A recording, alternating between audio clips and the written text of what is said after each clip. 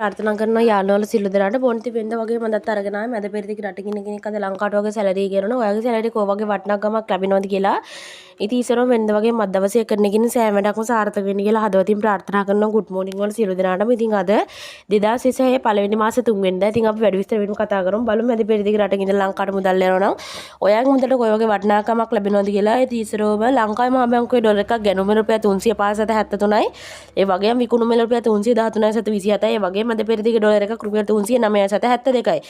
ඒ වගේම BFC exchange එකේ බහරේන් දිනාර එකක් රුපියල් 819.53යි. ඒ වගේම අල්ලාන්සාරි එක්ස්චේන්ජ් එකේ ඩුබායි දිරහම් එකක් රුපියල් 84.73යි. ඒ වගේම SNB එක්ස්චේන්ජ් එකේ සෞදි රියාල් එකක් රුපියල් 82.58යි. ඒ වගේම UAE එක්ස්චේන්ජ් එකේ ජෝර්දාන් දිනාර එකක් රුපියල් 436.85යි. ඒ වගේම මොඩර්න් එක්ස්චේන්ජ් එකේ ඕමාන් රියාල් එකක් රුපියල් 804යි. ඒ වගේම අයිසමාන් එක්ස්චේන්ජ් එකේ කටාර් රියාල් එකක් රුපියල් 85.7යි. ඒ වගේම කුවේට් දිනාර එකක් වෙනවා රුපියල් 1565ක්. ඒ වගේම කුවේට් දිනාර එකක් Google රේට් එකේ වෙනවා රුපියල් 1615ක්. ඒ වගේම UAE අල්මුල් ආල්නාද BC වලත් රුපියල් 965ත් රුපියල් 1006ත් අතර වෙනවා. ඉතින් මේ අතරින් කැමති එක්ස්චේන්ජ් එකක් කරහා ලංකාවට වගේ සැලරි එක ගන්න. ඒ වගේම යූරෝ එකක් වෙනවා රුපියල් 363.16ක්.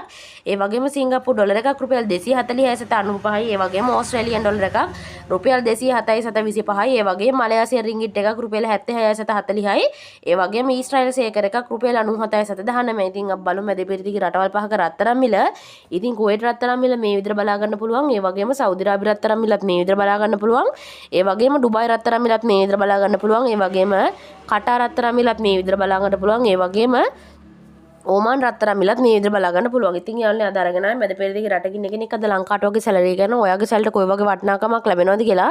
ඉතින් මේ වගේ වටින වීඩියෝ දිගටම බලන්න අපිත් එක්ක එකතු වෙන මේ වගේ තවත් වීඩියෝ එකකින් හමු වෙනකන් එතකන් ඔයාලට සුබ දවසක් ජය වේවා.